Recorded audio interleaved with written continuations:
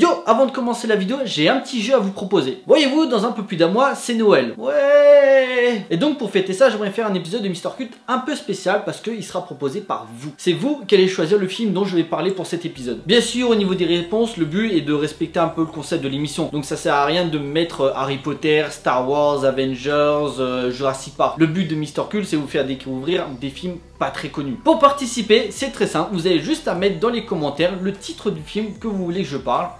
Et c'est tout. Vous avez jusqu'au dimanche 25 novembre pour participer, donc ça vous laisse une semaine pour réfléchir au film. Bien sûr, s'il y en a 1000 qui participent, désolé pour les 999, il faudra que j'en choisisse un. Mais vous inquiétez pas, si le concept marche, je pense que je ferai ça de temps en temps. Pourquoi je fais ça? Tout simplement parce que la chaîne existe grâce à vous et que pour vous remercier, j'ai envie de vous faire participer. Donc voilà, j'espère que vous serez nombreux à participer au jeu. Maintenant, on parle du film.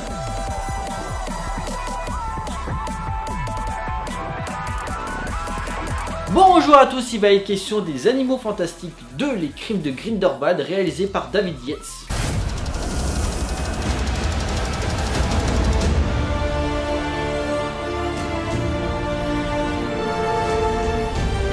L'histoire se passe quelques mois après le premier film. Grindelwald réussit à s'échapper. Il souhaite rassembler un maximum de sorciers sans pur pour pouvoir dominer la population non magique. Il cherche aussi à retrouver Croyance qui semble être le seul capable de tuer Albus Dumbledore. Dumbledore quant à lui fait appel à Norbert Dragono pour pouvoir retrouver Croyance avant Grindelwald. Pour ce faire, il sera de nouveau aidé par Jacob, Queenie et Tina. Alors le premier volet avait le mérite de développer un peu plus la mythologie Harry Potter. Malgré tout, j'avais été assez hermétique à l'univers proposé qui était pas si intéressant que ça, que ce soit dans sa narration un peu fourre-tout et ses personnages plus fonction qu'à avoir une réelle personnalité. Du coup pour le 2 je dois dire que j'étais pas très... je l'attendais pas en fait. Et finalement même s'il est pas extraordinaire, je dois dire que j'ai plutôt bien apprécié ce deuxième volet. Ça passe en tout cas. Disons qu'il y a enfin de l'enjeu, l'histoire avance correctement et il y a des scènes vraiment intéressantes que David Yates réussit à mettre en avant qui rappellent fortement les 4 derniers Harry Potter qu'il avait aussi réalisés. Par contre, là où le premier était plus indépendant, on pouvait regarder le film sans avoir vu la saga Harry Potter, là le deuxième fait la jonction entre les Animaux Fantastiques et Harry Potter avec des personnages et des endroits qui rappellent forcément l'ancienne saga. C'est bien et pas bien en même temps. Bien parce que le spectateur fanboy va retrouver un univers qu'il a connu plus jeune et il va s'amuser à reconnaître les petits détails de l'ancienne saga. Pas bien parce que J.K. Rowling qui a écrit le scénario tombe trop facilement dans le fanservice gratuit et franchement pas nécessaire. Là si t'as pas vu les films Harry Potter, t'es complètement paumé. Après, les Animaux Fantastiques, c'est une série spin-off à Harry Potter, donc en général ce sont les gens qui sont fans de Harry Potter qui vont voir ces films. Je veux dire, tu vas pas regarder la saga Bilbo le Hobbit si t'as pas regardé le Seigneur des Anneaux, à un moment faut être logique aussi. Et le deuxième défaut plus problématique, c'est la communication autour du personnage de Dumbledore. La production avait fortement teasé le personnage interprété par Jude Law. Le problème c'est que il apparaît dans très peu de scènes et surtout il a pas vraiment d'incidence sur le déroulement de l'histoire. Il sert pas à grand chose à part motiver Dragono à retrouver Croyance à Paris. Mais le plus gros défaut du film est qu'il souffre d'un scénario inutilement complexe, bordel de merde. Voulant raconter à rallonge des choses qui ne sont pas essentielles au récit et qui servent juste de background. Préférence focalisée sur des allers-retours temporels, des romances vraiment brouillonnes ou des personnages dont on se fout complètement. Genre la jeunesse de Croyance racontée par l'État Lestrange quand vous êtes parti tellement loin avec l'histoire du bateau. Ah oui, petit défaut mineur mais défaut quand même. Est-ce qu'il y a encore besoin d'appeler cette saga les Animaux Fantastiques? Autant dans le premier, t'avais les animaux qui étaient dans la valise de Dragono, ils s'échappaient dans New York, c'était un peu le bordel. Ok, mais là les animaux sont plus l'attrait principal, là c'est avec Grindelwald sur le monde de la magie s'il est en péril ou pas. Les animaux tu les vois un petit peu au début quand Dragono il s'en occupe chez lui ou pour 2-3 scènes un peu marrantes, mais à part ça ils ont aucune incidence sur le film. À part éventuellement à la fin t'as sa petite mascotte là qui arrête pas de chercher des trucs en argent là, qui récupère un pendentif, mais c'est tout. Et finalement je me dis pourquoi si c'est une série spin-off, pourquoi ils font pas éventuellement comme le fait Star Wars, genre ça aurait été le premier, les Animaux Fantastiques, Harry Potter Story. Les crimes de Grindelwald, Harry Potter Story. Ça peut paraître con, mais au moins ça fait sens. Parce que du coup, là, appeler les Animaux Fantastiques, ça sert plus à rien. Au niveau de la mise en scène, tu sens que David Yates aime cet univers. Plus que celui de Tarzan d'ailleurs, parce que la version qu'il avait faite, c'était une catastrophe. Il arrive toujours à sublimer l'univers avec des plans d'ensemble de très beaux mouvements de caméra pour magnifier le monde de la magie et arrive très bien à utiliser son décor, surtout quand l'action se déroule à Paris. Sur le plan technique par contre, c'est le jour et la nuit. Je parlais d'utilisation des décors et des combats plutôt bien faits même s'il y en a peu. Par contre niveau FX,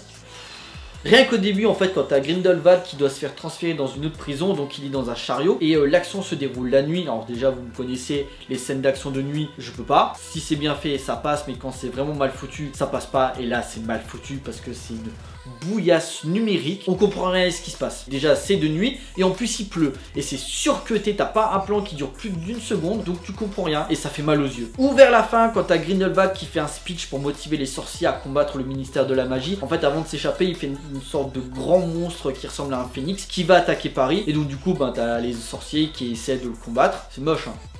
C'est pareil, t'as plein d'effets spéciaux qui partent dans tous les sens et c'est vraiment mal chorégraphié. Je sais pas ce qu'il a de David Yates avec cette saga, mais il arrive pas à filmer les scènes d'action quoi. Déjà dans le premier quand t'avais Croyance à la fin qui détruisait tout dans New York, c'était dégueulasse, et là c'est pareil, il arrive pas à tourner une scène d'action correcte. Pareil aussi, il y a des plans, j'ai pas compris. Au début, après que Grindelwald se soit échappé, en fait, t'as Dragono qui est au ministère de la magie et en fait, il a une réunion parce que, après ce qui s'est passé dans le premier, il doit avoir du nouveau une validation pour qu'il puisse voyager. Avec ce qui s'est passé dans le premier film, avec ces animaux qui ont foutu le bordel dans New York, on lui fait plus confiance. Et avant la réunion, il retrouve deux personnes, Leta Lestrange et son frère, et il y a des champs contre champs, genre des gros plans sur les visages. Alors on va me dire oui mais Dragono c'est filmé de cette façon pour montrer qu'il est gêné avec les humains. D'accord, mais dans le premier il avait déjà ce comportement un peu étrange avec les personnes et tu sentais qu'il était plus à l'aise avec les animaux. En plus je vois pas vraiment le besoin de filmer comme ça parce que ben Leta et son frère ben c'est des gens de son entourage. En plus avec Leta,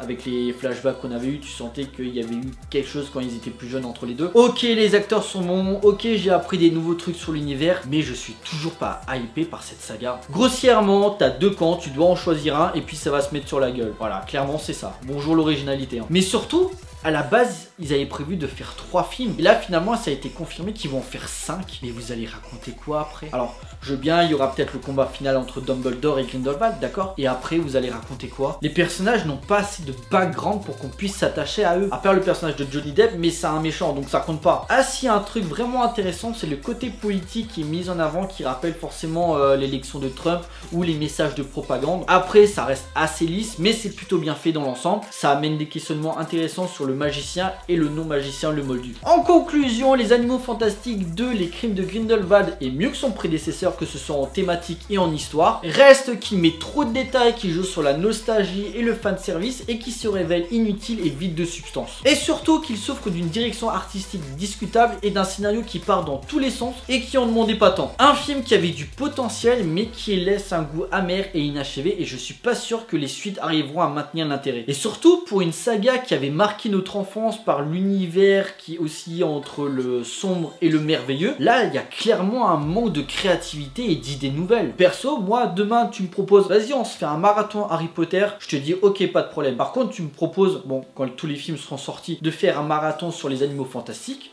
je te dirais non. Hein. À réserver pour les fans de la saga, parce que je pense que les non-initiés risquent d'être paumés dans le film. Voilà, cette vidéo est à présent terminée. J'espère que ça vous a plu. N'hésitez pas à liker et à partager auprès de vos amis si vous en avez. N'hésitez pas à me laisser des commentaires pour me dire ce que vous avez pensé du film. Pensez à me suivre sur Facebook, Twitter, Instagram, sur Tipeee si vous voulez soutenir la chaîne. Et bien sûr, pensez à vous abonner, c'est très important pour moi. N'oubliez pas ce que j'ai dit au début de la vidéo. Pensez à jouer le jeu pour le Mister Cult spécial Noël. On se retrouve pour une prochaine vidéo. D'ici là, portez-vous bien. Allez au cinéma. Ciao!